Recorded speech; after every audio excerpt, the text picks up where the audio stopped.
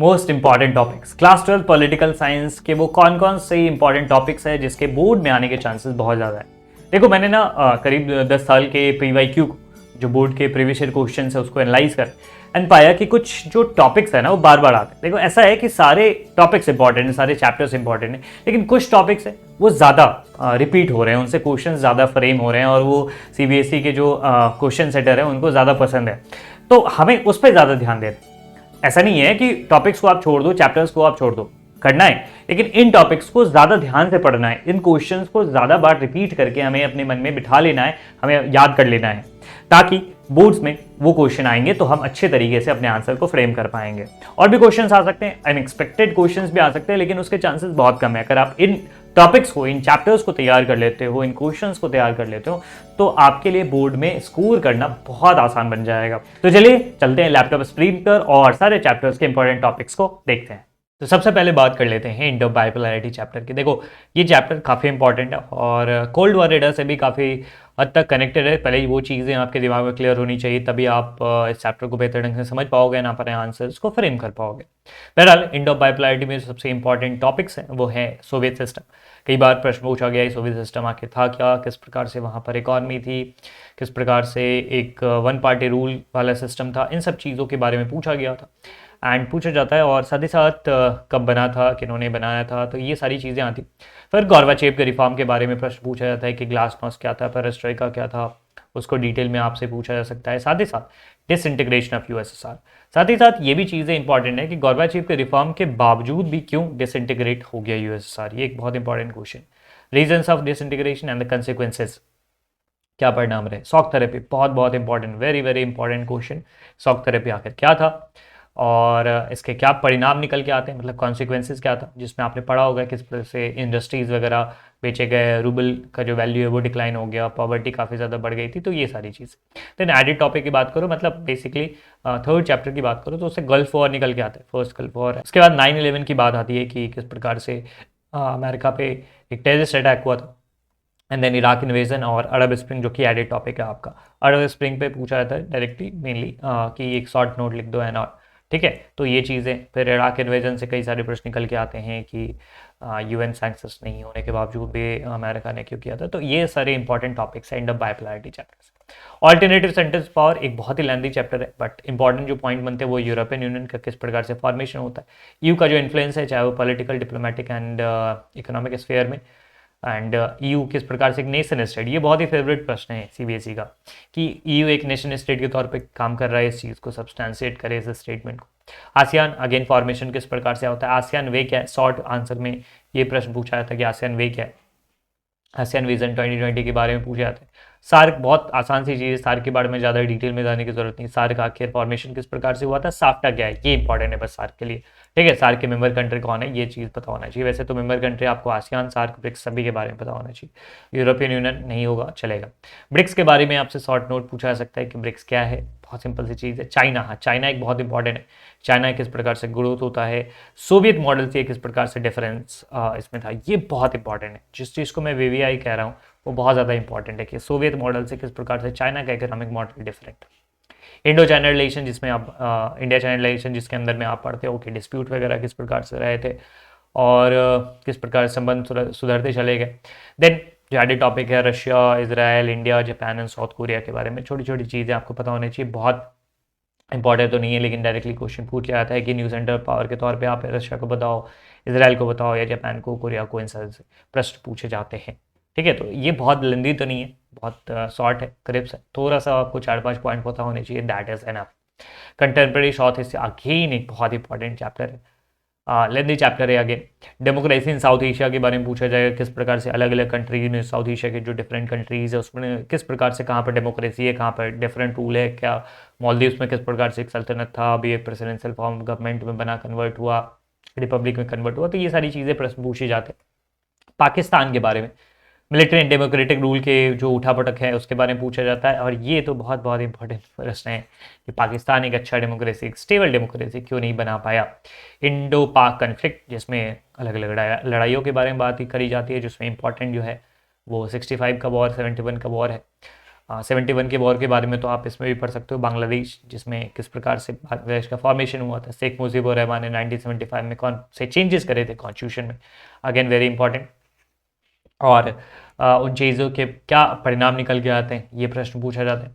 फिर नेपाल के बारे में, नेपाल के लिए 1990 और 2002 का प्रोटेस्ट बहुत इंपॉर्टेंट है, ठीक है। और फिर डेमोक्रेसी में कैसे कन्वर्ट होता है, not very lengthy, very very crisp and छोटे पॉइंट्स है इस पर। श्रीलंका के बारे में एथनिक कॉन्फ्लिक्ट में इंपॉर्टेंटली पूछा जाता है। इंडियन इन्वॉल्वमेंट के बारे में, किस प्रकार से इंडिया 1987 में वहाँ पर इंटर करता है, 89 में वहाँ से निकल जाता है, तो ये प्रश्न पूछा जाता है। उसके बाद डेवलपमेंट, किस प्रकार से श्रीलंका इतने एथनिक कॉन्फ्लिक्ट के बावजूद भी अपने यहाँ पर ह्यूमन डेवलपमेंट को बेहतर करके रखा हुआ था, ये प्रश्न निकल के आता है। मालदीव सिंपल सी चीज़ है, इंडिया नेवर में आप डिस्प्यूट्स वगैरह पढ़ सकते हो। यूएस एंड चाइना का जो इन्वॉल्वमेंट है, एक दो पॉइंट बहुत ज़्यादा काफ़ी होंगे। यूएन ऑर्गेनाइजेशन फॉर्मेशन किस प्रकार से यूएन का होता है, प्रिंसिपल ऑर्गन्स क्या हैं, जो 6 प्रिंसिपल ऑर्गन्स हैं सबके बारे में आपको पता होना चाहिए।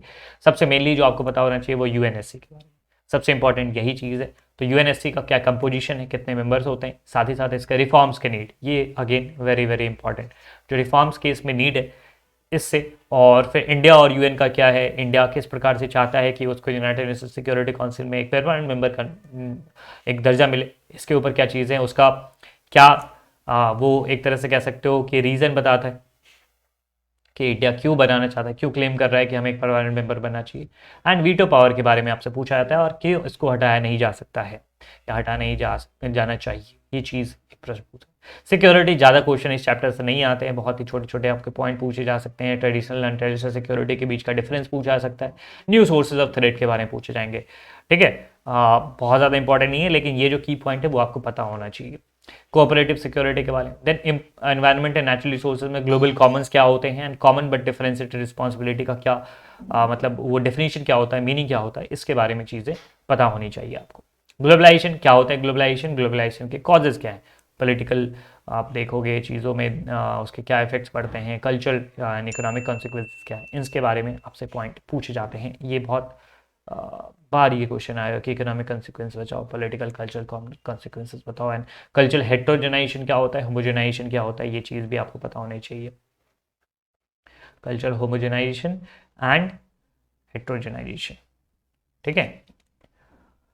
तो और साथ ही साथ इंडिया और ग्लोबलाइजेशन का क्या इफेक्ट रहा है, इंडिया किस प्रकार से ग्लोबलाइजेशन को देखता है। अब आते हैं हम लोग सेकेंड बुक की तरफ, that is challenges of nation building.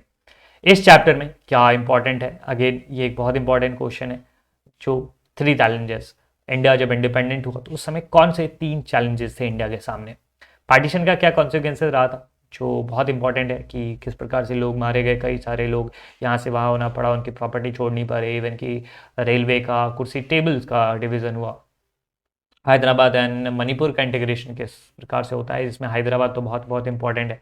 उसके बाद आंध्र प्रदेश का फाउंडेशन किस प्रकार से होता है, फॉर्मेशन होता है, पहला लिंग्विस्टिक स्टेट रिऑर्गनाइजेशन कमीशन कब बना था, उसके हिसाब से स्टेट रिऑर्गनाइजेशन एक्ट 1956 में किस तरह से किया गया, और कितने स्टेट्स एंड यूनियन टेरिटरीज बनाए गए।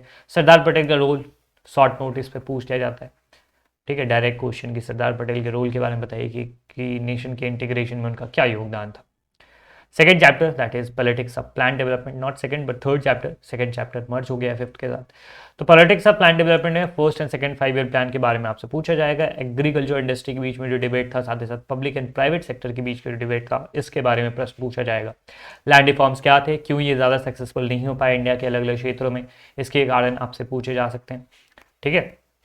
ग्रीन रिवॉल्यूशन क्या था, नीति आयोग, क्योंकि एडेड मटेरियल है तो नीति आयोग पे एक शॉर्ट नोट पूछा जा सकता है। इंडियाज एक्सटर्नल रिलेशन, अगेन एक बहुत लेंथी चैप्टर, एनएएम के बारे में आपको पता होना चाहिए, एनएएम यहाँ से भी आप पढ़ोगे, और साथ ही साथ फर्स्ट चैप्टर जो है इरा ऑफ कोल्ड वॉर, तो द कोल्ड वॉर इरा, तो उससे भी आप उस चीज़ को कंप्लीट करोगे एनएएम के बारे में। Then conflict with China, Bangladesh के वॉर, रीजन एंड इफेक्ट के बारे में पढ़े, यूएस इजराइल के बारे में आपको पढ़ना है, और इंडिया के nuclear programme and added material आपको पढ़ने हैं। Parties and party system India, बहुत इंपॉर्टेंट चैप्टर, कई प्रश्न आते हैं। फर्स्ट इलेक्शन में क्या दिक्कतें आई थी, ये सब आपके सेकंड चैप्टर से निकल के आएगा। कांग्रेस एक रेनबो ऑर्गेनाइजेशन है, साथ ही साथ फोर्थ जनरल इलेक्शन, ये आप फिफ्थ चैप्टर पे आ जाओगे तो फोर्थ जनरल इलेक्शन के बारे में पूछा जाएगा। इशूज़ क्या थे, नन कांग्रेसिज्म, और साथ ही साथ जो कई सारे स्टेट में सरकार नहीं फॉर्म कर पाई थी कांग्रेस, उसके कारण। डिफेक्शन क्या होता है, कांग्रेस, इसमें आपको गया राम वाला जो प्रोवर्ब गयालाल के लिए फेमस है, उस पर प्रश्न आता है। कांग्रेस का split, restoration of Congress, Congress किस प्रकार से रीस्टोर होती है एक बहुत बड़े सेटबैक के बाद। इससे डेमोक्रेटिक रिसर्जेंस में सबसे पहले आता है गुजरात एंड बिहार मूवमेंट, जिसमें किस प्रकार से मोरारजी देसाई और जयप्रकाश नारायण अलग अलग स्टेट में मूवमेंट को लीड कर रहे थे। Emergency, causes, effect, lesson, controversy, बहुत इंपॉर्टेंट है। इमरजेंसी के बारे में आपको सारी चीज़ें पता होनी चाहिए। जनता पार्टी गवर्नमेंट किस प्रकार से फॉर्म होता है और क्यों ये बहुत कम ही दिनों तक सस्टेन कर पाता है, इसके बारे में प्रश्न पूछा जाता है। Jayaprakash Narayan, total evolution added material, Raman या सोशलिज्म के बारे में। Pandit Deendayal Upadhyaya, integral humanism and democratic जो अपसर्ज है, इससे आपसे प्रश्न पूछे जाते हैं। रीजनल एस्पिरेशन में कश्मीर इशू आर्टिकल 370 जो है, फिर पंजाब के इशू के बारे में, एंटी सिख रॉइट के बारे में पूछा जाता है। सेशनिस्ट मूवमेंट जो अलग अलग प्रदेशों में हुए थे नॉर्थ ईस्ट में, इससे प्रश्न पूछे जाते हैं आपके कई सारे।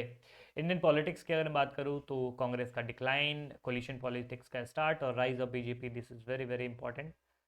ठीक, बीजेपी का किस प्रकार से राइज होता है, क्या कारण थे। मंडल कमीशन के ऊपर आपसे प्रश्न पूछा जाता है कि क्या था, क्यों था, इसके क्या रिकमेंडेशंस थे, कैसे एक्सेप्ट किया गया एंड ऑल, इसके ऊपर क्या राजनीति हुई थी, क्या इसके प्रोज एंड कॉन्स है, इस पर प्रश्न पूछे जाते हैं। इंडिया 3 एंड 4 के बारे में आपको added material and issues of development and governance के ऊपर एडेड मटेरियल, शॉर्ट सी चीज़ है, आप याद रख सकते हो। So that's it and thank you so much for watching this video. I hope कि ये जो टॉपिक्स है आप तैयार कर लोगे एंड जो नोट्स है उसके लिंक मैंने डिस्क्रिप्शन में दे दिया, वहाँ से आप फ्री नोट्स डाउनलोड कर सकते हो। और जो वन शॉट के वीडियोस हैं, किसी भी चैप्टर में अगर आपको दिक्कत है आप उसके वन शॉट्स को देख सकते हो। जो लिंक्स हैं वो आपको प्लेलिस्ट में मिल जाएंगे, साथ साथ डिस्क्रिप्शन बॉक्स में भी मिल जाएगा। एंड फिर भी अगर आपको किसी चैप्टर में किसी टॉपिक में दिक्कत होती है, you can directly reach out to us through comment box और you can reach out on WhatsApp, Telegram, Instagram, anywhere. So thank you so much, have a great day and पढ़ते रहो।